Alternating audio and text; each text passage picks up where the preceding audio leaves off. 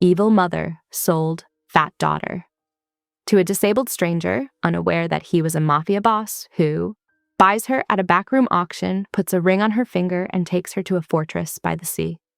He walks with a cane, but everyone in the city bows when he moves.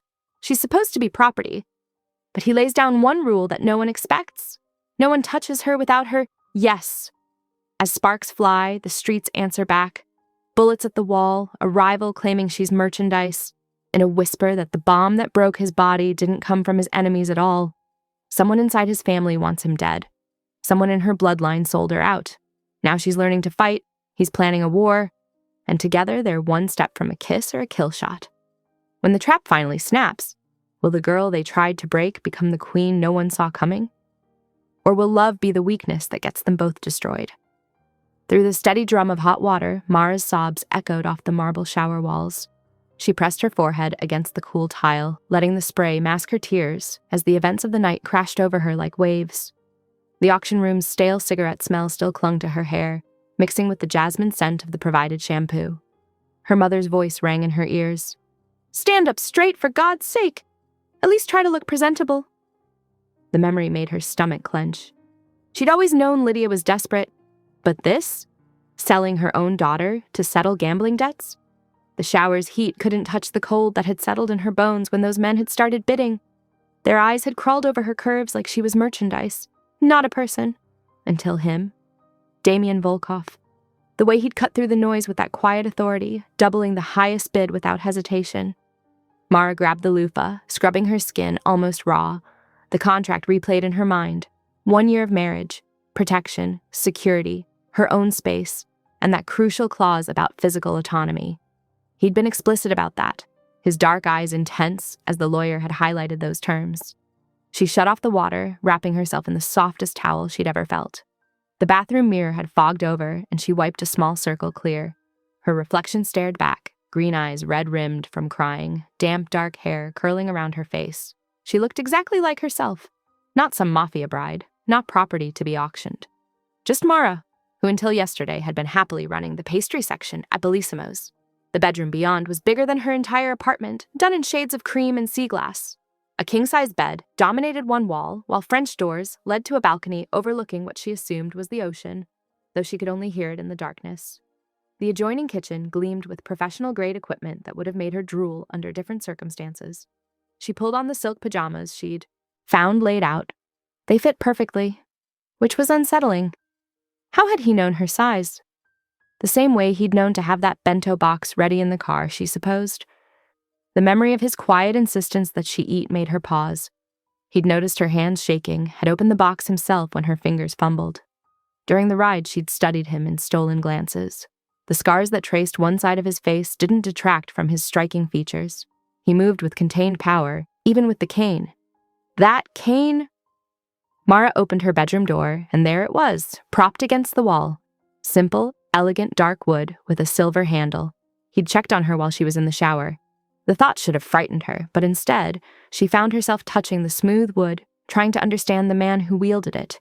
In the distance, waves crashed against the shore. The sound drew her to the balcony doors. She hesitated, then opened them, letting in the salt-tinged air. The moon cast a silver path across dark water, and somewhere in the shadows, she knew armed men patrolled the grounds. Elena and Rossi had swept the entire suite before leaving her alone, their movements practiced and precise. The night air raised goosebumps on her arms. This morning, she'd been planning the week's special desserts. Now she stood in a stranger's house, a ring on her finger that felt like it weighed 1,000 pounds. The practical part of her mind, the part that had helped her survive Lydia's chaos, began cataloging facts. She was safe for now. She had a roof over her head. The contract protected her from the worst possibilities. And Damien. She remembered how he'd positioned himself between her and the leering bidders, how his voice had cut through her panic like a blade, the way he'd helped her into the SUV, his hand steady under her elbow. Small kindnesses in the middle of a nightmare. Another wave crashed, and Mara shivered. The suite felt too big, too quiet. The bed looked like it would swallow her whole. She curled up in an armchair instead, wrapping herself in a cashmere throw she found draped over the back. The fabric was butter soft against her skin. From this angle, she could see both the balcony and the door, with its state-of-the-art lock that Elena had shown her how to use. "No one enters without your permission," she'd said firmly, "not even the boss." Those words had been another small mercy. The moon climbed higher as Mara sat awake, her mind spinning between fear and calculation. She was a prisoner in a gilded cage, yes, but she was also free of Lydia's schemes, of the constant stress of covering her mother's debts. Maybe, just maybe, she could use this year to build something for herself. The kitchen beckoned, its familiar tools promising comfort. Her fingers traced the ring on her left hand, a simple platinum band that Damien had slipped on her finger after she signed the contract. It was elegant but not flashy, exactly her size-like. Everything else. The man noticed details, planned ahead. That could be reassuring or terrifying. The wave's rhythm continued, a constant reminder of where she was. A walled manor by the sea, married to a man who walked with a cane and commanded respect with whispered words. A man who'd left that same cane by her door? A message? A test? Or simply evidence that he'd checked on her well-being? Mara pulled the throw tighter around her shoulders, watching moonlight play on the ocean. Her first night as Mrs. Volkov stretched ahead, full of questions without answers. The scent of lemon zest cut through the pre-dawn darkness as Mara's hands moved with practiced precision. Her kitchenette gleamed in the soft under-cabinet lighting while she worked butter into flour, muscle memory taking over where sleep had failed. The familiar motions of making tartlet dough grounded her, even as her new reality pressed in from all sides. Through the window, movement caught her eye. In the courtyard below, Damien worked through what looked like torture, disguised as physical therapy. His gym clothes showed the powerful build of someone who refused to let injury win. The brace on his leg creaked with each careful step, but his face remained impassive. Only the tension in his jaw betrayed the cost. At precisely 7, Elena appeared to escort her to breakfast. The dining room's heavy curtains had been drawn back, revealing a view of the ocean that stole Mara's breath. Damien was already seated, freshly showered, his usual dark suit pristine. If she hadn't seen him earlier, she wouldn't have known about the morning strain. "Did you sleep?" he asked, nodding to the coffee service. "I baked instead." She poured herself a cup, noting how the staff kept a careful distance unless directly summoned. "So I smelled." His lips quirked slightly. "Lemon. Tartlets. They'll be ready by lunch." He nodded, then laid out a leather portfolio. "We should discuss house rules and arrangements." The next hour painted a picture of calculated protection. She could access any part of the grounds with an escort. No one, staff, security, or Damien himself, would touch her without explicit consent. On day 366, she could walk away with a severance package and new identity if she chose. "You'll start defensive driving lessons tomorrow," he continued, watching her reaction. "Medical checkup this afternoon, and I've arranged access to a therapist of your choosing." "You think I need therapy?" "I think everyone in this life needs therapy. It's your choice to use it." After breakfast, Damien led her on a security tour. He didn't just point out cameras and panic rooms. He involved her in understanding the systems. "This keypad overrides the main gate," he explained, demonstrating the sequence. "Each safe room has 3 exits. The dock can be reached through these 3 paths, depending on threat location." Mara absorbed it all, struck by how he treated her as someone who needed to know rather than something to be protected. "You're teaching me to survive here. I'm teaching you to survive anywhere." At noon, his doctor arrived. Mara lingered in the hallway, catching glimpses as the man adjusted Damien's brace. Each touch clearly sparked pain, but Damien's expression never changed. Only his white-knuckled grip on the chair arm revealed the truth. The afternoon brought another visitor, Damien's attorney with a stack of files. Mara's stomach dropped as documents spread across the desk. There was her signature, perfect except for being forged on a deed connected to a smuggling route. "Your mother," Damien explained quietly, "made you liable for certain operations. On paper, you're exposed to significant risk." The implications hit hard. Without Damien's protection and legal resources to untangle the fraud, she could face prison. Her choice to leave at year's end wasn't so simple after all. "She set me up," Mara whispered. "How long have you known?" "Long enough to ensure the contract protected you." He didn't touch her, but his presence steadied as her world tilted again. The sun was setting when Mara finally returned to her suite, emotionally drained. The lemon tartlets she'd baked that morning sat cooling on a rack, their citrus brightness a contrast to the day's heavy revelations. She picked one up, testing its perfect crust with a fork. From the balcony doorway, Damien watched her first careful taste. For bad nights, he murmured, keep the lemons stocked. The tart's familiar sweetness melted on her tongue as she processed his words. Not an order, but permission to claim this space, to use baking as her anchor. She'd seen many sides of him today. The warrior fighting his own body before dawn, the strategist laying out rules and protections, the man who endured pain without flinching. Now this small kindness, understanding what her kitchen meant to her. Outside, the ocean painted gold by sunset whispered against the shore. Inside, the tartlet's citrus tang filled her senses. Mara stood in her kitchen, surrounded by proof of both her cage and her capabilities, while Damien's presence at the threshold remained carefully distant. No demands, no threats, just the quiet acknowledgement that some battles were fought with butter and zest rather than bullets and braces. The day's revelations settled around her like layers in a pastry. Security measures, medical arrangements, the trap Lydia had set, Damien's calculated intervention. Each layer revealed more complexity, more questions. But here in her kitchen, with the familiar scent of lemon rising from perfectly crimped crusts, Mara found a moment of balance between fear and possibility. Elena appeared silently to announce dinner would be served soon, a reminder that the carefully orchestrated rhythm of the household continued. Mara gathered her thoughts like ingredients, measuring what she'd learned against what she still needed to know. The weight of her mother's betrayal pressed against her chest, but the steady presence of her new husband, protector, jailer, both, offered an unexpected counterbalance. The evening calm shattered at 8:30 p.m. with a metallic ping against the outer wall. Mara's teacup clattered against its saucer as guards burst into motion, their shoes squeaking on marble. The manor's lights dimmed to an amber glow, casting long shadows across suddenly empty rooms. "Stay down," Elena ordered, her hand firm on Mara's shoulder as she guided her behind a solid column. Through the front windows, Mara watched a black envelope sail over the gate, floating like a dark butterfly before settling on the driveway. 2 guards approached it with weapons drawn, while others secured the perimeter. Damien appeared beside them, his cane silent on the carpet. His face had transformed into something carved from ice. When Rossi brought him the envelope, he opened it with precise movements that spoke of barely contained violence. The card inside bore an ornate BC, Benedict Caruso's calling card. Mara recognized the name from whispered conversations at the social club. Damien's jaw tightened as he read the message, then handed it to Elena. "He says he'll reclaim the merchandise," Elena reported, her voice flat with disgust. The temperature seemed to drop around Damien. His knuckles whitened on his cane, rage radiating from him in arctic waves. But when Mara flinched at the intensity, something in him visibly shifted. He drew a deep, deliberate breath, forcing the coldness back beneath the surface. "Elena, move Mrs. Volkov to the interior suite," he ordered quietly. "Full security protocol." As Elena gathered Mara's essentials, Damien led them through the house's core. He pointed out hidden panels, secondary exits, reinforced safe rooms. His voice remained steady, clinical.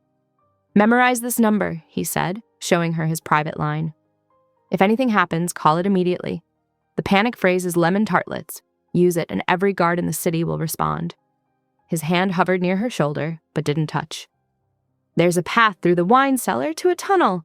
The code is your birthday." Mara's voice shook slightly. "You've planned for everything." "Yes." His eyes met hers. "Because you matter." The new room was smaller, but felt like a fortress, with reinforced walls and a hidden panic room behind the closet. Elena helped her settle in, then took up position outside the door. Sleep proved impossible. At 11:20 p.m., Mara found herself in the dark kitchen, the refrigerator's glow her only light. She was arranging leftover tartlets on a plate when Damien appeared, silent despite his cane. "Couldn't sleep either?" she asked. He shook his head, accepting the tartlet she offered. They ate in comfortable quiet, the lemon's brightness a contrast to the night's shadows. "I don't want your pity," he said suddenly, staring at the crumbs on his plate. "The cane, the brace. I hate charity more than I hate the pain." Mara considered her words carefully. "Is that why you work so hard at therapy? To prove you don't need pity?" "Partly." He studied her face. "Why do you bake when you're scared?" "To prove I'm not just—" She gestured at herself, at her curves, at the situation. "A burden.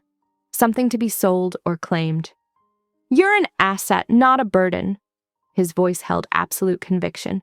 "Your strength, your mind, your ability to create beauty, those aren't burdens." They finished the tartlets in understanding silence. At 12:30 a.m., Mara finally felt tired enough to sleep. Elena escorted her back to the secure room, where she drifted off to the distant sound of waves. Damien stationed himself in the study, surrounded by security feeds. His cane rested across his lap as he watched monitors showing every angle of his property. The night ticked by in slow increments of guard rotations and sensor checks. At 4:10 a.m., exhaustion briefly won.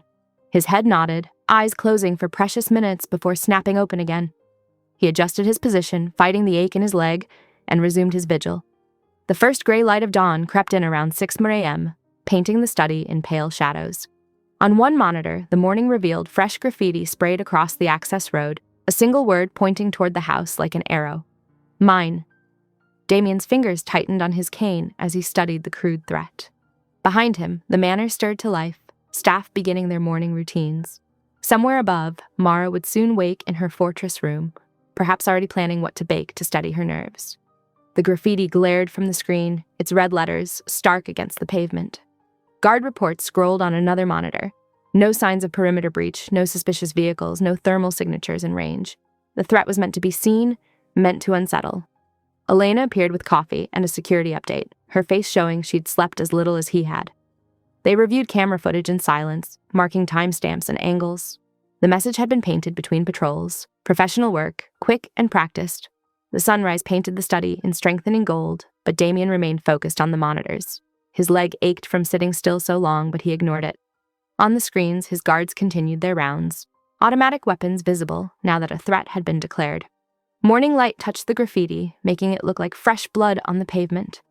From this angle, the crude arrow pointed directly at Mara's new room, where she slept behind reinforced walls and armed guards. Unaware of this latest message, the morning air carried the salt scent of the ocean and the first stirrings of household activity.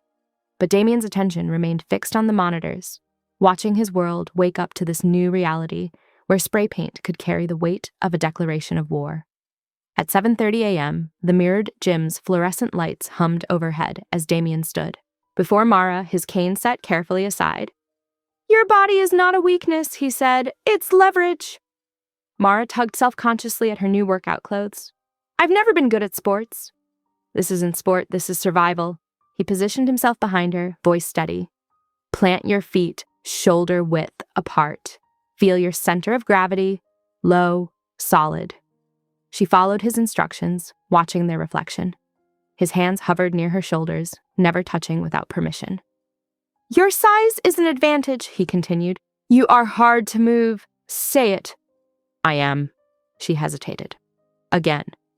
"I am hard to move." For the next 2 hours, he drilled her in basic techniques, palm strikes that used her whole body's momentum, heel kicks targeting vulnerable points, how to break holds using her weight as counterbalance. "Your attacker expects you to be ashamed of your body," Damien explained, demonstrating a defensive stance. "Use that assumption against them. You're not delicate, you're powerful." By 10 a.m., sweat dampened her hair, but she felt steadier. Damien checked his phone, nodding at a message. "Driving instructor arrives at 2. Rest until then?" Over lunch at noon, Elena joined Mara in the kitchen while staff prepared fresh salads. The bodyguard's movements were precise as she selected her food. "He's different with you," Elena said quietly, eyes on her plate. Mara paused mid-bite. "Different how?" "The boss becomes dangerous when he cares." Elena's gaze was direct. "And he cares about keeping you safe." At 2:00 p.m., Mara found herself behind the wheel of a reinforced SUV on the private track behind the manor. The driving instructor, a compact woman with short gray hair, walked her through emergency maneuvers. "Quick turns are about timing," the instructor explained. "Too early, you lose control. Too late, you crash." Rossi stood trackside with a stopwatch, calling out times as Mara practiced J-turns and defensive ramming against foam barriers. The SUV's engine roared as she executed another quick reverse. "Better," the instructor noted. Again. By 5:30 p.m., muscles she didn't know she had ached. After a hot shower, she found Damien waiting in the sitting room, a small velvet box in his hands. "Not jewelry," he said, noting her expression. "Something more practical." Inside was a silver ring set with a black stone. "Press twice for silent alert," he demonstrated. "Every guard within range will respond immediately." She slipped it on her right hand, the weight unfamiliar but oddly comforting. At dinner, they sat across from each other while staff served herb-crusted salmon, The formality of the setting contrasted with their careful attempts at normal conversation. Most romance novels skip the contract negotiation phase, Mara commented, attempting humor. Clearly an oversight, his lips quirked. Though I doubt many feature defensive driving lessons either. You mean that's not standard courtship procedure? Only in the very specific genre of Mafia arranged marriage. Their shared laughter felt surprisingly natural. As they finished eating, Mara found herself studying his face, the sharp angles softened by amusement, the scar that pulled at one corner of his mouth. He leaned forward slightly, eyes intent on hers. The air between them grew charged with possibility. Then the lights flickered, plunging them into darkness for 3 heartbeats before the backup generator hummed to life. Damien had moved back, his expression carefully controlled. "I won't touch you," he said, voice rough, "until your yes is not born of fear." The moment broke like glass, reality rushing back in. They finished dinner in comfortable quiet, discussing security upgrades and generator maintenance instead of the almost kiss that hung between them. Later in her room, Mara sat cross-legged on her bed at 10:15 p.m., phone in hand. She typed notes to herself. Guard rotations, safe paths through the house, names she needed to remember. The generator's steady hum became white noise as her eyes grew heavy. Her new panic ring caught the low light as she set her phone aside. She fell asleep to thoughts of palm strikes and J-turns, of almost kisses, and the way Damien had said, "until." The night settled around the manor, backup lights casting shadows across manicured lawns. In his study, Damien reviewed security footage. In the guardhouse, Elena and Rossi coordinated shift changes, and Mara slept, her body finally relaxing after a day of learning how not to be afraid. Through the walls, the generator's rhythm stayed steady, powering cameras and motion sensors, keeping the darkness at bay. Inside her secure room, Mara turned in her sleep, one hand curled protectively around her new ring, while the other clutched her phone with its carefully typed reminders of how to survive in this strange new world she found herself in. Guards patrolled the perimeter, their footsteps regular and reassuring. The ocean's distant rhythm provided a counterpoint to the generator's hum. Security lights swept across the grounds in practice patterns, while inside, the manor's inhabitants found what rest they could in the knowledge that every precaution had been taken, every defense prepared. In the quiet hours, Mara's breathing deepened into true sleep, her body processing the day's lessons. The generator continued its steady drone, a mechanical lullaby promising safety through the night. Her new ring gleamed softly on her bedside table, within easy reach a small circle of metal and stone that connected her to an entire network protection. Morning light spilled across Damien's mahogany desk at 6:45 a.m., illuminating a cream-colored envelope. His fingers traced the embossed lettering of the Children's Hospital Foundation gala invitation. Elena cleared her throat from the doorway. "Sir, appearances matter right now," Damien nodded, his expression calculating. He found Mara in her kitchen, kneading bread dough with practiced movements. "There's an event tonight," he said, watching flour dust her hands. "A charity gala. I need to show stability, but I won't order you to attend." Mara wiped her hands on her apron. "You're asking if I want to go?" "Yes, as my wife, even if temporary." "I'll stand with you," she said simply. Relief flickered across his face before vanishing. At 10:00 a.m., the stylist team arrived, 3 efficient women who transformed Mara's suite into a boutique. Racks of evening wear filled the space, along with shoes, accessories, and a portable makeup station. "Nothing restrictive," Damien instructed before leaving them to work. "She needs to move freely." The lead stylist, Sophia, helped Mara sort through options. "Let's celebrate your curves, not hide them." They found the perfect dress by noon, black crepe that draped elegantly, highlighting Mara's hourglass figure without constraining movement. The neckline was modest but flattering, the fabric light enough for quick steps. "Heels?" Sophia suggested. Mara shook her head. "Flat shoes. I need stable footing." She chose silver ballet flats that wouldn't slow her down. The afternoon passed in a whirl of hairstyling and subtle makeup. At 4 p.m., Damien's doctor visited to adjust his leg brace, making it less visible under formal wear. Mara glimpsed him wincing as the brace was modified. The doctor offered pain medication. Damien swallowed one pill but waved away a second. "I need clarity tonight," he said firmly. At 7:30 p.m., they stepped into the waiting SUV. Elena sat up front, elegant in a fitted suit that concealed her shoulder holster. Damien took Mara's hand as they settled in the back seat. For appearances, he murmured, but his thumb traced gentle circles on her skin. The hotel ballroom glittered with crystal chandeliers and wealthy donors in formal wear. Mara felt eyes tracking them as they moved through the crowd, some curious, some calculating. Damien's hand stayed warm against her lower back, guiding without pushing. At 8:10 p.m., a waiter brushed past their left side. Something sharp pricked Mara's hip through her dress. She glanced down, catching a glimpse of an odd, greasy smear on the passing tray. Wrong texture for food service. Her heart jumped, but her voice stayed steady. "Left side, third waiter," she murmured to Damien. He shifted slightly, angling to see better, while keeping her partially behind him. 2 minutes later, at 8:12 p.m., metal glinted in the chandelier light, a blade appearing from beneath a serving towel. Damien moved faster than seemed possible with his injury. His cane clattered as he grabbed the attacker's wrist, slamming it against the marble buffet table with precise force. Glasses shattered. A woman screamed. A second man spun from the crowd, gun rising. Elena's shot dropped him before he could aim. The sound cracked through the ballroom like thunder. Chaos erupted. People ran for exits. Security flooded in. Damien split. Knuckles dripped blood onto the marble floor as he maintained his grip on the first attacker. Mara stepped closer, letting him lean subtly against her. His breathing was controlled, but she felt the tremor in his muscles from the strain on his bad leg. At 8:20 p.m., Damien's security team swept them into a service corridor.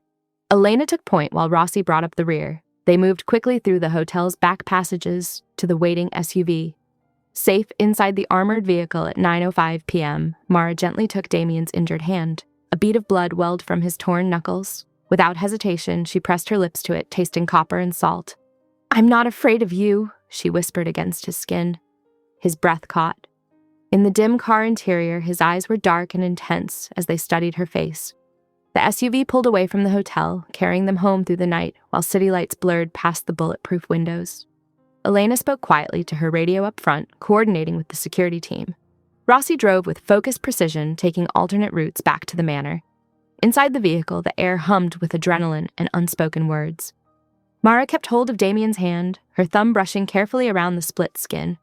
He watched her with an expression she couldn't quite read, something between wonder and wariness, as if she were a puzzle he couldn't solve. The city slowly gave way to coastal roads. Waves crashed invisibly in the darkness beyond the highway. The SUV's engine purred as they wound their way toward home, while the night pressed against the windows like black velvet. In the close confines of the back seat, Mara felt every subtle shift of Damien's body beside her. The way he controlled his breathing through obvious pain, the tension in his shoulders that hadn't yet released, the careful way he kept his injured hand gentle in her grasp, despite the violence it had delivered less than an hour before. Their formal clothes seemed incongruous now, her elegant black dress, his perfectly tailored suit. But underneath the polished surface, they were both changed by what had happened. The gala's glittering facade had shattered, revealing the sharp edges of their reality. The SUV continued through the night, carrying its passengers home while the ocean rhythm kept time with their journey. Inside, Mara held Damien's bloodied hand like an unspoken promise, while the darkness wrapped around them like a shield. The clock read 9:40 p.m. when Mara led Damien to the manor's medical room. The white space felt intimate, despite its clinical purpose, filled with the lingering tension from their car ride home. "Let me see your hand," she said softly, reaching for the first aid supplies. Damien sat on the exam table, his usual rigid control softened by exhaustion, and something else. Trust, maybe. His split knuckles looked angry under the bright lights as Mara gently cleaned them with antiseptic. Her touch was precise, professional at first, but then deliberately softened to caresses. When she finished wrapping his hand, she didn't step back. Instead, she traced her fingers along his jawline, down his neck, to the edge of his shirt. His breathing changed. "Mara?" She met his eyes while slowly untucking his shirt, giving him time to stop her. When her fingers found the raised scar tissue along his hip, she bent and pressed her lips to it. "Last chance to stop this," Damien warned, voice rough. Mara answered by kissing higher along his torso. His control snapped with a growl, hands tangling in her hair as he pulled her up to kiss her properly. But even in his hunger, he remained hyper-aware of her responses, checking her breath and movements for any hesitation. There was none. She matched his passion with her own, helping him shed layers of formal wear until skin met skin. He worshipped her body with reverent touches, erasing every echo of shame her mother had ever instilled about her curves. When they finally came together, it was with shared breaths and intertwined fingers, moving as one until they both shattered. After, they perched on the edge of the bed, sharing a water bottle, hair damp with sweat and matching grins making them look like conspiring thieves. The bedside clock showed 11:15 p.m. when Damien's fingers found one of his deeper scars. "The car bomb went off 3 years ago," he said quietly. "I was supposed to be in the driver's seat, but I stopped to take a call. My driver, Marco, good man with 3 kids, he died instantly." Mara laid her head on his shoulder, offering silent support. "I have names," he continued. "Theories, but no proof yet. Someone wanted that seat empty for a power grab. The kind of people who'd use your mother's debts to hurt you." "Truth for trust," Mara said, tracing his knuckles. "That's what I want. No more shadows between us." He kissed her temple. "You'll have it. All of it in time, I promise." They talked more, sharing smaller truths between kisses until exhaustion won out near 1 a.m. They fell asleep tangled together, her curves fitting perfectly against his angles. Sunlight woke them at 6:20 a.m., streaming through windows they'd forgotten to cover. Mara blushed when she spotted Damien's cane propped beside their bed, standing guard like a faithful sentry over their first night together. By 8 a.m., they'd made their way to the kitchen. The domestic scene felt surreal. Damien in sleep pants at the coffee maker while Mara nibbled leftover tart crust scraps from yesterday's baking. "Your cane looks jealous," she teased, nodding to where it leaned against his chair. Poor thing, had to watch everything last night. He almost choked on his coffee, but his eyes crinkled with amusement. "Careful, or I'll tell it you're trying to steal its job as my support system." "Me? Never. I'm just the backup dancer to its starring role." Their peaceful morning shattered at 9:10 a.m. when Elena brought in a courier, envelope addressed to Mara.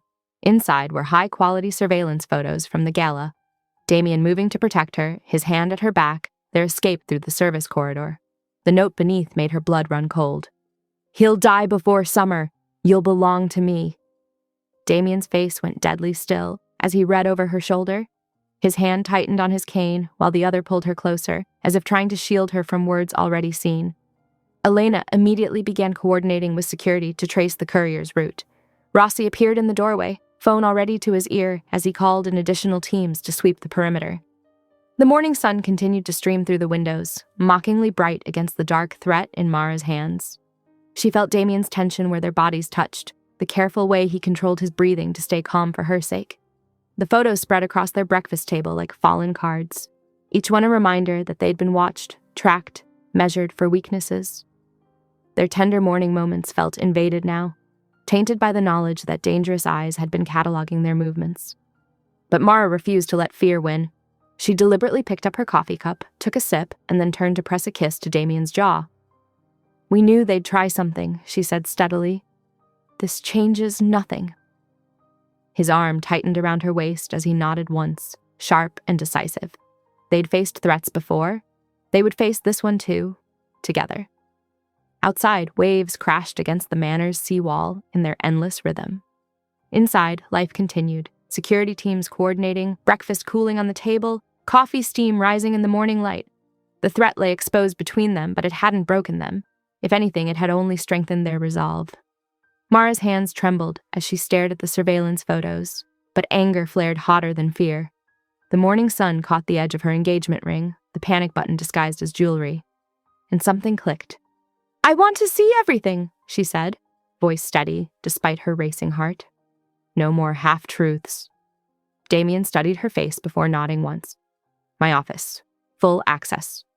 She followed him down the hall, watching his measured steps with the cane. The heavy door opened to reveal walls of files and multiple screens displaying security feeds. With his permission, she began methodically searching drawers and cabinets.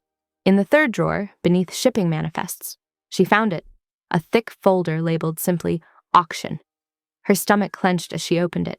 Text messages, bank transfers, a complete dossier on someone named Kohler with a history of losing purchased women. Then documentation of how Damien had orchestrated the entire auction, paying off the organizer, filling the room with his own men, timing his entrance perfectly. "You planned it all," she whispered. "You weren't just passing by. You engineered the whole thing." Damien's knuckles whitened on his cane. "Kohler had already paid your mother. The auction was his cover for collection. I couldn't let that happen." So you manipulated everything instead? Played savior while pulling strings? Yes. No excuses, no justification, just truth. The argument that followed at 11:01 a.m. was razor sharp. Mara paced while Damien remained still, his control only betrayed by tension around his eyes. You could have warned me. And risk your mother selling you faster to someone worse? That wasn't your choice to make? No, he agreed quietly, but I'd make it again to keep you safe. By noon, Mara's anger had crystallized into purpose. I'm going to see Lydia now. Elena and Rossi escorted her to the apartment complex at 12:30 p.m., its paint peeling in the afternoon sun. Lydia answered the door in a stained silk robe, cigarette dangling from manicured fingers. Already running back to Mommy? Lydia's smile was sharp. What's wrong? Your buyer not treating you like a princess? Why did you do it? Mara asked quietly. Lydia laughed, smoke curling around her face. Please, Damien Volkov bought you like anything else. At least he paid well. She extended her hand. Speaking of which, a little money would help your poor mother. But Mara's attention caught on something else. A second phone peeking from Lydia's designer purse, different model than her usual one. Back at the manor at 2 p.m., Mara reported everything to Damien. His expression darkened at the mention of the extra phone. Elena, he called softly. The security chief appeared instantly. Get those call logs. Quietly. While they waited, Mara stress-baked in her kitchen. The rhythmic motion of kneading dough helped steady her hands, but couldn't quiet her mind. Every thump of the dough reminded her of betrayals. Damien's manipulation, Lydia's greed. Elena returned at 4 p.m. with a tablet. You need to see this. The evidence was damning. Months of calls and texts between Lydia and Benedict Caruso, location details, security patterns, times when Mara would be alone. Your mother's been feeding him information, Elena said gently. Since before the auction. Mara's legs gave out. She sank into a chair, flour-covered hands leaving white prints on the dark wood. The magnitude of Lydia's betrayal crashed over her, not just selling her once, but planning to sell her again and again. Dinner at 6:30 p.m. was a quiet affair. Mara pushed food around her plate, mind spinning with implications. Finally, she stood and walked to the sink, needing to move, to act, to do something with her hands. The water ran hot as she scrubbed dishes, trying to wash away the tremors in her fingers. Behind her, Damien's chair scraped back. His cane tapped across the floor until he stood beside her, close enough to touch, but giving her space. We finish this together, he said, voice hard with promise. Mara kept scrubbing, the repetitive motion grounding her. As evening settled over the manor, security lights clicked on outside, creating pools of clarity in the growing darkness. Inside, the kitchen remained warm and bright, but changed, like everything else, by the weight of revealed truths. Elena appeared in the doorway with updated security reports. Rossi's voice crackled over the radio about perimeter checks. Life continued its careful rhythm while Mara's world tilted on its axis. She thought of the surveillance photos from breakfast now locked in Damien's safe. Thought of Lydia's second phone, probably already ringing with updates for Caruso. Thought of the careful way Damien had orchestrated her rescue. Morally gray, but ultimately protective. The dishwater cooled as she stood there processing.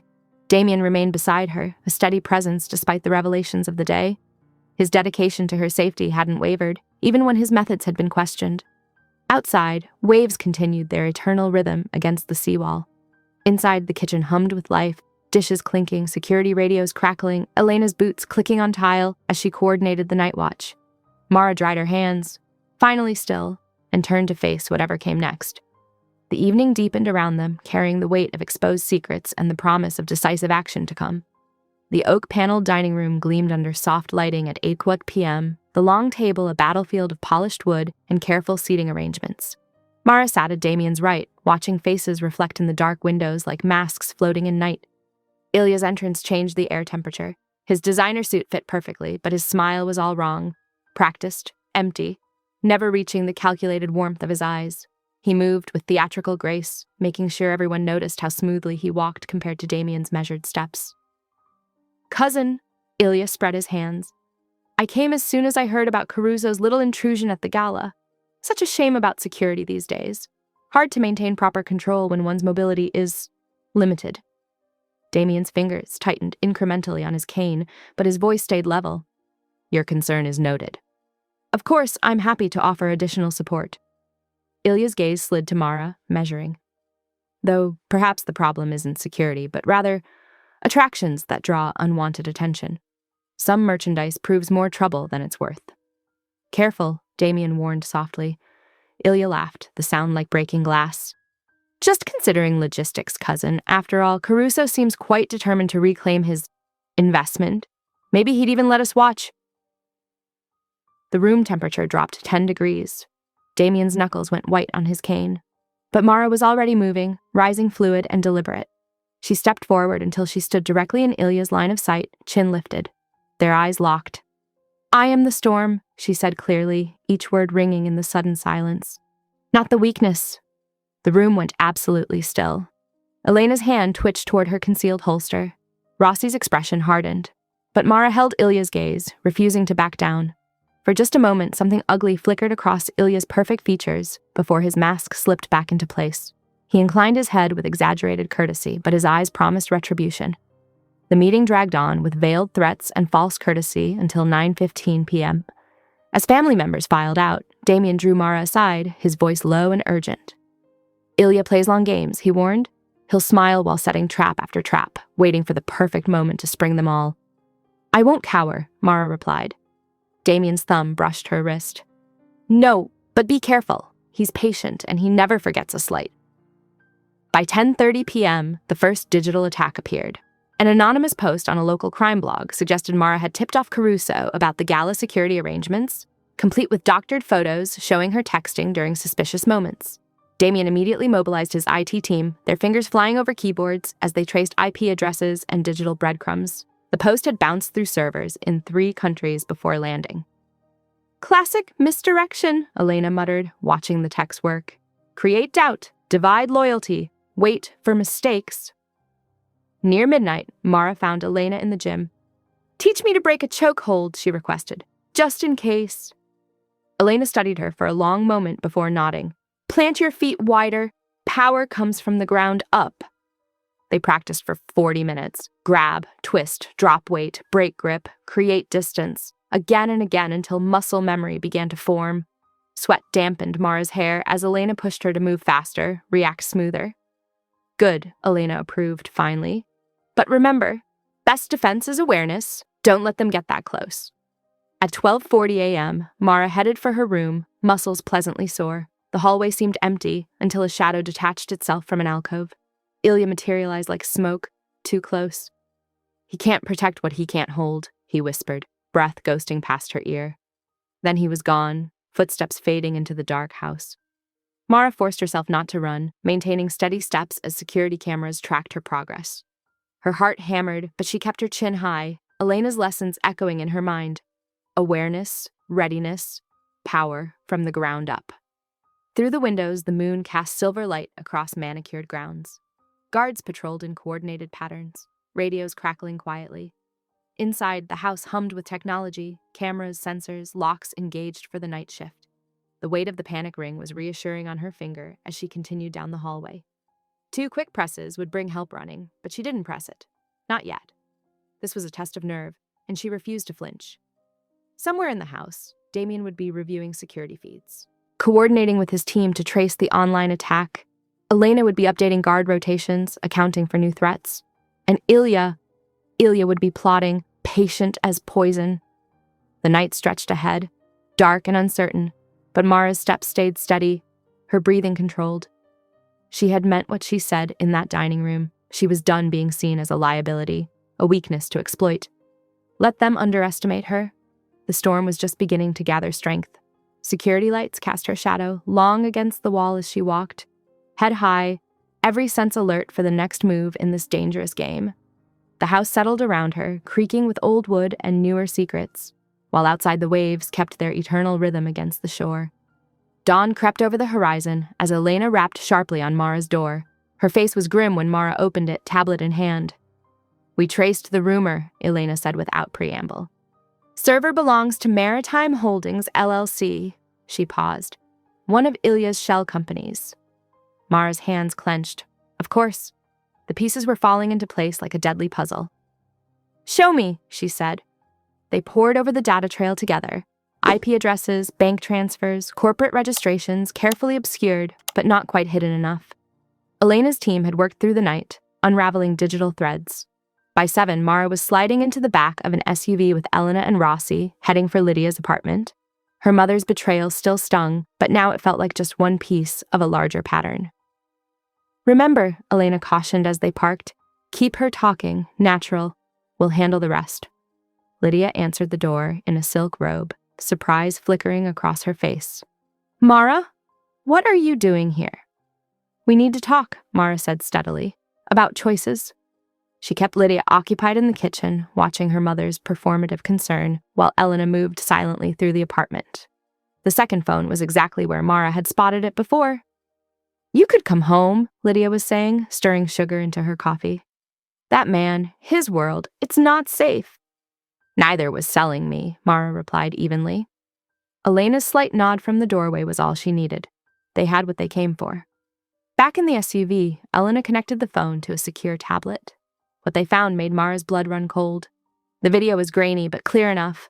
A black SUV pulling up to a warehouse, a flash of movement, then fire, metal twisting, glass shattering. The timestamp matched the day of Damien's injury, but it was the payment records that told the real story. Regular deposits starting just after the bombing, all traced back through shell companies to one source: Ilya. "Your mother took money to redirect suspicion to Caruso," Elena said quietly. "She's been on Ilya's payroll ever since."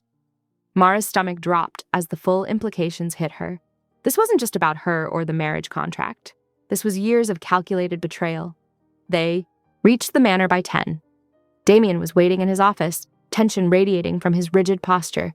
He watched the video once, his expression growing colder with each frame. "Sir?" Rossi prompted from the doorway. "Mobilize against Caruso," Damien ordered, voice arctic. "Full press. Keep him busy defending himself while we handle family matters." His fingers drummed once on his cane. "Elena, coordinate with tactical. I want everything ready." "What about Ilya?" Mara asked. "We confront him today." The next few hours were controlled chaos as plans locked into place. Guards doubled patrols, computer systems were hardened, weapons were checked and rechecked. At 2 o'clock, Ilya sauntered into Damien's office like he owned it. His smile never wavered as Damien played the video. "Interesting fiction," he drawled when it finished. "Prove it in a court that matters." The threat was clear. They all knew which courts Ilya could influence, which judges he owned. "You won't touch her," Damien said softly. The kind of soft that preceded violence. Ilya's laugh was cruel. "I already have. Every time she doubts you, every whisper that makes her question, that's me. The long game, cousin. I learned it watching you." Power plays crystallized in that moment. Ilya had spent years building his web, patient as a spider, but he'd miscalculated one thing. Mara wasn't the weakness he thought she was. The afternoon stretched taut with tension. Guards moved in practice patterns while Damien made call after call, laying groundwork for whatever came next. At 5:30, he found Mara in the kitchen, measuring ingredients with precise movements that helped steady her nerves. "Pack a go bag," he said quietly. "Essential documents, clothes, anything irreplaceable. Sleep in the inner suite tonight." "Where will you be?" "Working. We have to move carefully now. One wrong step." He didn't finish the sentence. Mara nodded, understanding all he wasn't saying. The game had shifted, becoming deadlier, more personal. "I'll have Elena bring you dinner," he added, then hesitated. "Mara." She met his eyes steadily. "I know. Go do what needs doing." He touched her cheek briefly, then straightened, gripping his cane. The mask of authority settled back over his features as he strode out, already speaking rapid instructions into his phone. Mara watched the sky darken through bulletproof windows as she packed her bag. The manor hummed with purposeful activity, guards changing shifts, computers processing data, weapons being cleaned and loaded. She thought of Lydia's betrayal, of Ilya's smirk, of the way Damien's hands had tightened on his cane watching that video. Years of planning, of patient malice, all coming to a head. The inner suite was a fortress within a fortress, deep in the manor's heart. As she stored her go-bag in the closet, she could hear the distant sounds of Damien's team working, preparing for whatever storm was coming. Outside her window, the sun sank into the ocean, painting the sky in shades of fire and blood. Evening slid seamlessly into the manor's nighttime routine. Lights dimming, security systems engaging, guards moving into nocturnal patterns. In his office, Damien would work through the night, orchestrating his response to years of betrayal. But this time, Mara knew, he wasn't fighting alone. The screen of Lydia's phone glowed in the darkness of Mara's room. 8:10 p.m. A new message pinged, making her heart stutter, the harsh blue light illuminating her face as she stared down at words that changed everything. A map pin dropped on an abandoned cannery near the waterfront, the location marked with an ominous red dot against the gray grid of the city. Below it, words that made her blood freeze and her throat close. Come alone at 11 p.m. or watch mommy die. No police, no Damien, no guards. You know I'll know. Attached was a photo of Lydia, bound to a chair, fear stark on her face. Her usually perfect makeup was smudged, hair disheveled, and there was a darkening bruise forming along her jawline.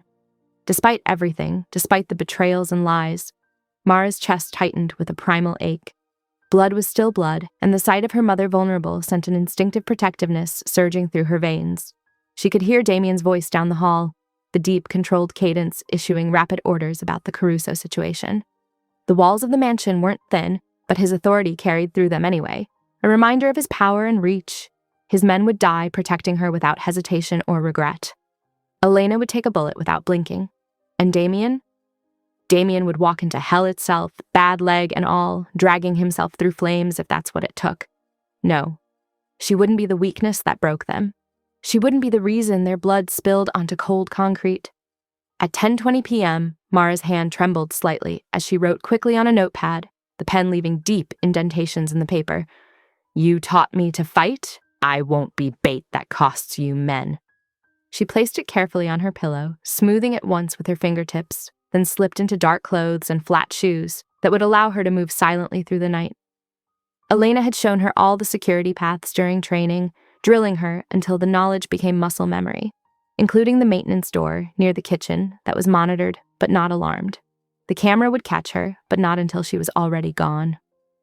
Mara moved silently down the hallway, counting guard rotations in her head, timing her movements to the patterns she'd learned to recognize during her weeks here. Outside, the night air hit her face like a slap, cold and sharp with the scent of the nearby water. The darkness enveloped her as she made it to one of the unmarked cars, hands shaking as she inserted the key she'd palmed earlier from the security desk.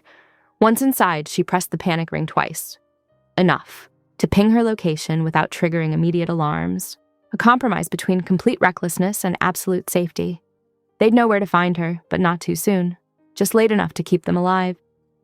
The cannery loomed ahead at 10:55 p.m., a hulking shadow against the starless sky. Broken windows gaped like missing teeth in its industrial face, and rust had eaten away parts of the metal siding, leaving wounds in the structure. Mara parked where she'd be visible, no point hiding now.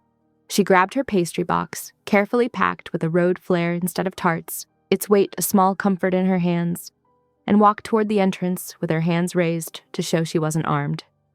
Smart girl, Ilya's voice echoed through the vast space, bouncing off metal and concrete until it seemed to come from everywhere at once.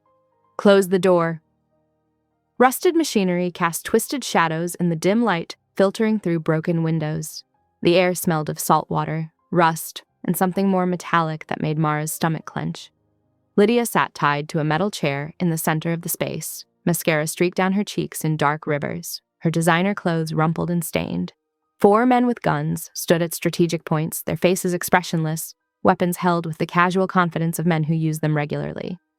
Kneel, Ilya commanded, stepping into view from behind a conveyor belt.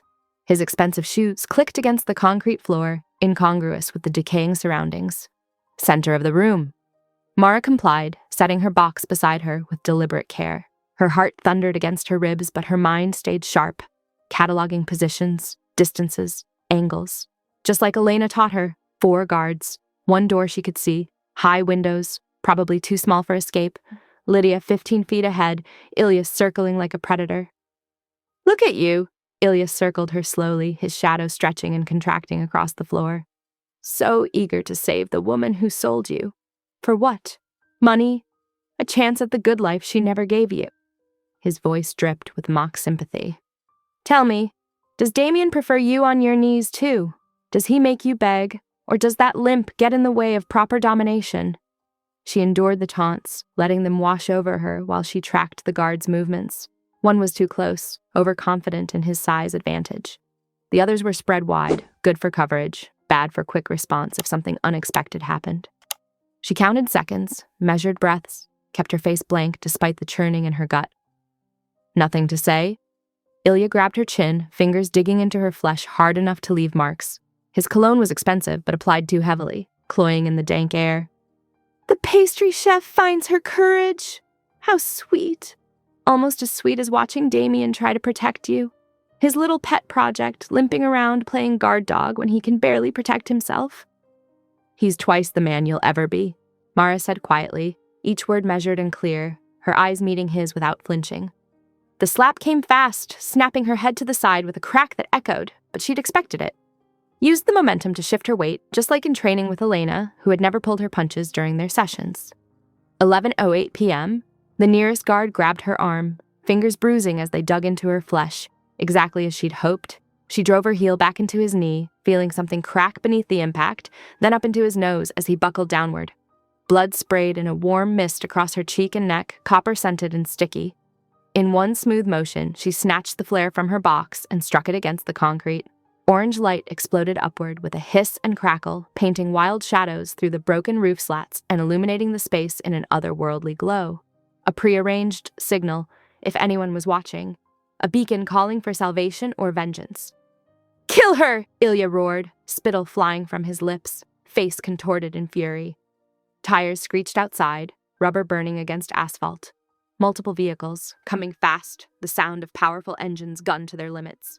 "Boss!" one of the guards shouted, panic edging into his professional demeanor. "Volkov's here!" Ilya's face contorted with rage, eyes widening with disbelief. "Move! Get them in the back!" Gunfire erupted, sharp and precise. Glass shattered in a rain of deadly shards. Mara rolled behind a concrete pillar, heart pounding but hands steady. She could hear Damien's voice cutting through the chaos, cold as winter steel, issuing commands that were instantly obeyed. She wasn't prey anymore. She wasn't weak. And she wasn't alone. For the first time in her life, she had people who would come for her, who would tear the world apart to bring her home. The flare sputtered and sparked, casting wild shadows as figures moved through smoke and darkness. More shots rang out, the sound deafening in the enclosed space. Someone screamed orders, voice tight with panic. The thunder of boots on metal catwalks created a war drum above their heads. Mara pressed herself against the pillar, the rough concrete grounding her in reality as chaos erupted around her. She focused on her breathing, just like Elena had taught her during countless hours of preparation. In, out, stay sharp, stay alive. This was what they had prepared her for. Through gaps in the machinery, she caught glimpses of the battle unfolding.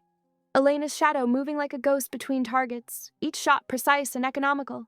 Rossi's bulk charging forward with unstoppable force, absorbing hits that would fell normal men. And Damien, somehow more terrifying with the cane than without it, advancing with inexorable purpose, each step deliberate, each shot calculated. His face was set in lines of cold fury that transformed his handsome features into something ancient and merciless. "You wanted a war, cousin." His voice carried clearly through the gunfire and shouting, promising violence with a calmness more frightening than any rage. "Let's end this game!"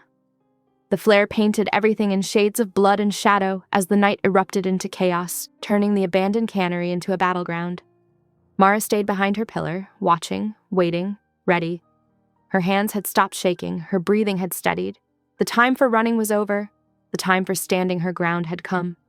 The side doors burst open at 11:10 p.m., silhouetting Damien against the flare's dying light. His cane clicked against concrete with his left hand, while his right held a matte black pistol with deadly steadiness. Elena and Rossi flanked him like shadow wolves, their own weapons raised. Orange light caught the silver in Damien's hair, the scarring along his jaw.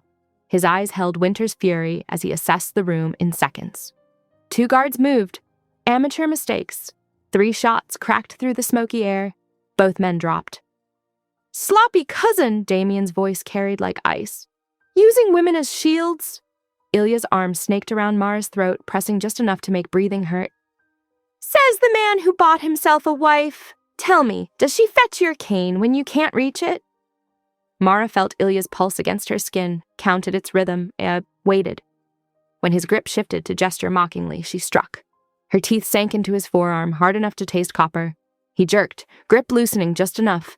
She twisted free as Damien advanced, each step precise despite the brace's metallic snarl. Ilya circled away from the remaining guards, drawing his own weapon. Still compensating with that cannon, cousin? Some things never change. Some things do. Damien's next step faltered as the brace caught. A microsecond of vulnerability. Ilya lunged forward, directly into Mara's path. She'd been counting his steps, anticipating the pattern. Her shoulder drove into his kidney with all her weight behind it. He staggered sideways. The angle opened. Damien's shot cracked out, precise. Ilya's gun went spinning, along with two of his fingers. You crippled best! Ilya's snarl cut off in a scream as a second round took his knee. Please! Lydia sobbed from her chair, makeup streaming down her face. I didn't know it would go this far. I didn't know he'd try to kill anyone. Mara turned to her mother, voice steady as a surgeon's knife. You chose money. Every time you chose money over me. Smoke began curling through the air. One of the wild shots had found the wooden pallets along the wall. The fire spread quickly across decades of dust and oil. Elena moved through the haze at 11:22 p.m., cutting Lydia's bonds with quick efficiency. Boss, we need to move. This place will go up fast. Rossi already had one of the wounded guards by the collar, dragging him toward fresh air. Clear the east exit. 2 vehicles spotted approaching from the north. Damien took a step toward Mara, and his leg finally betrayed him. The brace locked mid-stride, sending him tilting dangerously. For one horrible second, he was completely exposed. Mara moved without thinking. She slid under his arm, taking his weight against her side. Their bodies aligned instinctively, his height compensating for her curves, her stability matching his stride. They moved as one unit toward the door. I've got you, she murmured. His fingers tightened on her shoulder. Always did. Through the smoke, they could hear Ilya cursing in Russian, Elena efficiently zip-tying his wrists. Rossi coordinated the retreat through his radio, voice clipped and professional. The night air hit them like salvation at 11:30 p.m. Sirens wailed in the distance. Someone had finally called in the gunfire. But they weren't the only ones coming. Headlights swept across the loading bay as multiple vehicles approached from the north access road. Caruso, Elena confirmed through binoculars. Full convoy, here to pick up the pieces. The cannery's windows reflected orange as the fire spread inside. Smoke plumed skyward, marking their position like a signal flare. Mara felt Damien's muscles coil against her side, ready despite the pain she knew was shooting through his leg. Their vehicles waited in the shadows, sleek, armored forms crouching like predators. Elena's team had the wounded guard and Ilya secured. Rossi was already moving Lydia toward the second SUV. Damien's breath stirred Mara's hair as they watched the approaching headlights. His weight stayed steady against her side, neither of them pretending he didn't need the support. The trust in that simple contact spoke volumes. The fire's glow caught his profile, highlighting the scars that marked him as a survivor. His fingers flexed on the cane's grip, but his other arm stayed warm and solid around her shoulders. Protection and partnership in equal measure. Smoke curled around their feet as Caruso's convoy drew closer. The sirens grew louder, promising complications. But Mara felt no fear, only a calm certainty as she stood beside Damien, both of them bruised but unbroken, neither running nor hiding. The night wasn't over, but they would face whatever came next exactly as they stood now, together, stronger for their scars, each supporting the other's weight. Elena materialized beside them, efficient and deadly. Cars are ready, boss. Tactical suggests the south route. Rossi's voice crackled over the radio. Second team in position, waiting on your call. The headlights grew brighter. The sirens wailed closer. Inside the cannery, something crashed as the fire found new fuel. The moment balanced on a knife's edge, ready to tip into whatever came next. Damien's arm tightened fractionally around Mara's shoulders. She matched his grip, their bodies aligned and ready. The smoke swirled around them like a shroud as Caruso's convoy approached, their headlights cutting through the darkness like searching blades. At 11:31 p.m., Benedict, Caruso strode through the smoke like he already owned the carnage. His tailored suit caught the fire's glow, making him look like a demon emerging from hell. 6 armed men flanked him, their weapons trained on Damien's group. Quite a mess you've made of my investment, Caruso drawled, eyes fixing on Mara. Though I suppose I should thank you for smoking out the rat. His phone chirped, then another, and another. The confident smile faltered as he checked the screen. His face went slack, then twisted with rage as he frantically scrolled through alert after alert. What did you do? he snarled at Damien. Leveraged your greed.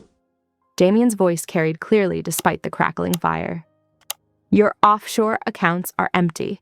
Your shell companies stripped. Your lieutenants receive proof of how you've been skimming their percentages for years. Two of Caruso's men exchanged looks. One lowered his weapon first, then the other. The remaining four shifted uneasily, loyalty wavering as their employer's empire crumbled in real time. You're lying? Caruso spat, but his hands shook as he kept checking his phone. The transfers completed an hour ago, Damien continued, calm as winter. Your own accountant signed off on them, after we showed him evidence of your tax fraud. The FBI is very interested in that data. Caruso's composure shattered. With a roar, he lunged toward Mara, the closest target, the perceived weak link. His fingers barely brushed her arm before the crack of Damien's pistol split the air. Caruso went down screaming, clutching his knee. The shot had been precise, debilitating without killing. Two more of his men dropped their weapons. Boss, one of the remaining guards asked uncertainly. Shoot them! Caruso shrieked from the ground. Kill them all! But his authority had evaporated like smoke.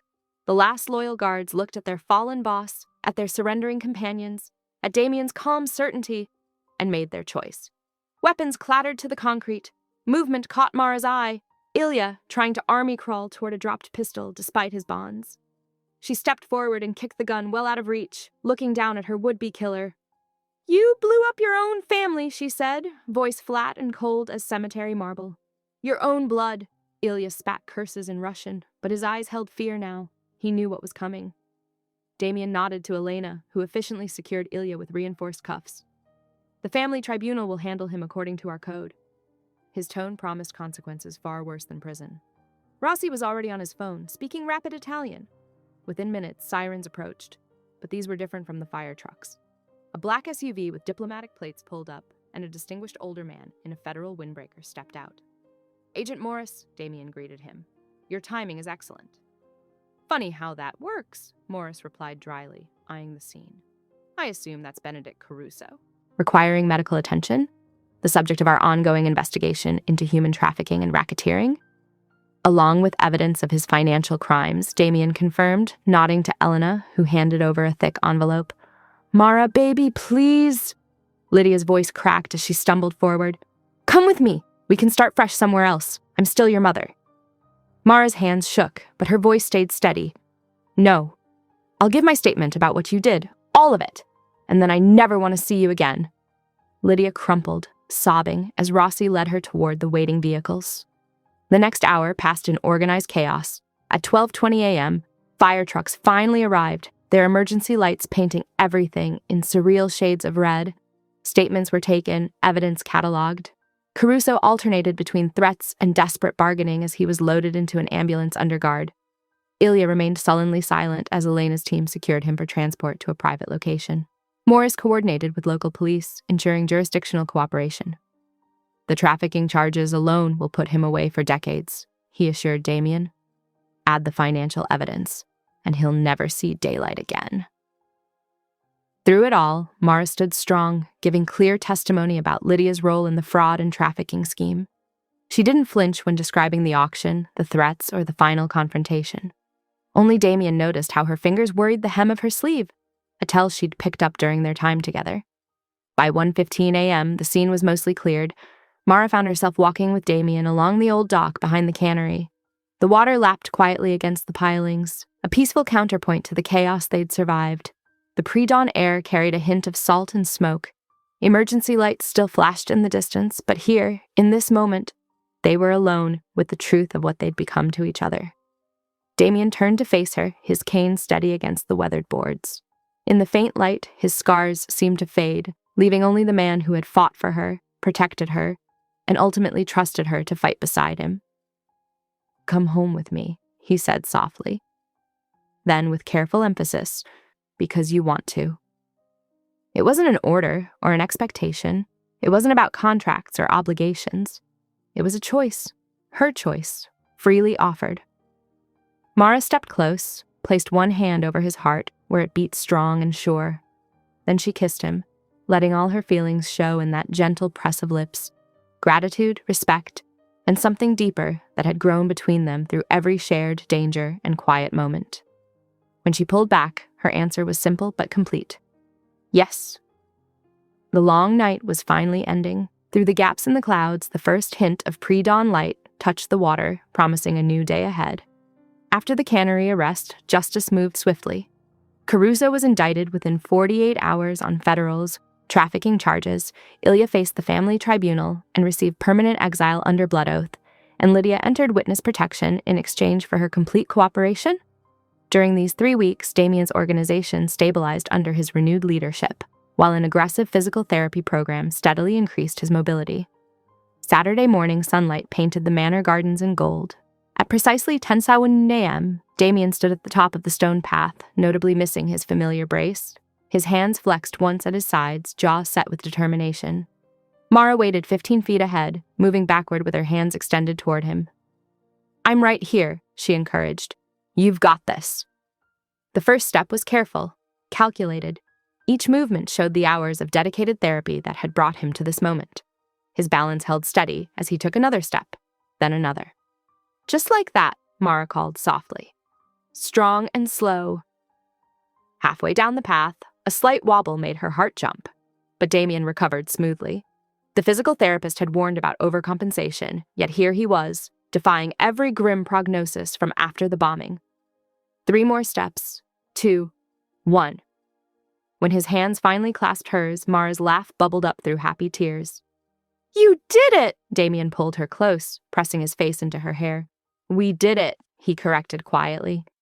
Behind them, Elena's tablet pinged with updates from the bakery soft launch. Security teams disguised as delivery drivers were already running morning routes, while Elena's cousin, thoroughly vetted and with an impeccable background, managed the front counter with professional ease. "Speaking of accomplishments," Damien said, "how are the opening day numbers?" Mara grinned. 3 wedding cake consultations booked, and the lemon tarts sold out by 9. "Of course they did." He brushed a kiss against her temple. "They're legendary now." They spent the afternoon preparing for the sunset ceremony. The terrace was transformed with white roses and twinkling lights, the ocean providing a perfect backdrop. Unlike the stark business arrangement of their first marriage, this would be an intimate celebration of choice. At 6:45 p.m., Mara emerged in a deep blue dress that made her eyes shine. She'd chosen comfort and elegance over traditional white, just as she'd chosen to walk alone to meet Damien rather than being given away. This was about standing together as equals. Rosie and Elena took their places as witnesses, both armed despite their formal attire. Old habits died hard. The setting sun painted everything in warm amber as Damien and Mara faced each other. No contracts or conditions between them this time. "When you came into my life," Damien began, his voice carrying clearly across the terrace, "I thought I was saving you. Instead, you taught me that real strength isn't about power or control. It's about trust and partnership. You saw past my scars and defenses to the man I could become." Mara squeezed his hands. "You gave me protection when I needed it most, but more importantly, you gave me the tools to protect myself. You never tried to make me smaller or weaker. You helped me find my own strength." They exchanged simple gold bands, warm from their hands. No diamonds or flashy stones, just clean lines and honest metal. "You're mine," Damien promised. "I am yours," Mara answered. "Forever," they finished together. Elena discreetly wiped her eyes while Rossi pretended not to notice, maintaining his stoic security chief persona even as he smiled. The small celebration lasted until 9 p.m. when the last guests departed. Damien and Mara stood in their living room, looking at his cane, no longer needed for daily use, though kept close for harder days. "Where should we put it?" Mara asked softly. Damien considered the weapon-turned support that had seen them through so much. "Above the hearth," he decided, to remind us where we started. They mounted it carefully on decorative hooks, the polished wood gleaming in the firelight. It looked right there, not hidden away in shame, but displayed as part of their story. Later that night, the kitchen filled with the familiar scent of lemon and butter. Tarts cooled on the windowsill, while ocean breeze lifted the gauzy curtains. Mara sat at the counter, plotting delivery routes on a tablet while Damien made tea. "Elena's team will take the downtown circuit," she mused. "Maybe we should have Rossi's group handle the waterfront cafes?" Damien set her cup beside her hand. "The morning shift is covered. Right now, I'd rather focus on my wife." Mara's smile brightened at the word. Wife, she repeated. I like how that sounds. Better than contractually obligated companion. Much better. She pulled him down for a kiss that tasted of lemon and promises. The night settled soft around them, secure in the knowledge that every door was locked, every camera active, every guard alert. But the hypervigilance that had marked their early days had mellowed into something sustainable, protection without paranoia, awareness without fear. Damien traced the line of Mara's jaw. Any regrets? Only that I didn't meet Ilya when I had the chance, she teased, then grew serious. No regrets, not one. Outside, waves whispered against the shore, while inside, their kitchen glowed with warmth and possibility. The delivery routes could wait until morning. Right now, they had everything they needed: safety, purpose, and each other. Mara stole a warm tart from the cooling rack, breaking it in half to share. Some things hadn't changed. They still marked victories with butter and lemons, still found comfort in late-night kitchen moments. But other things were wonderfully different. No contracts, no conditions, no fear. Just two people who had chosen each other, stronger together than apart.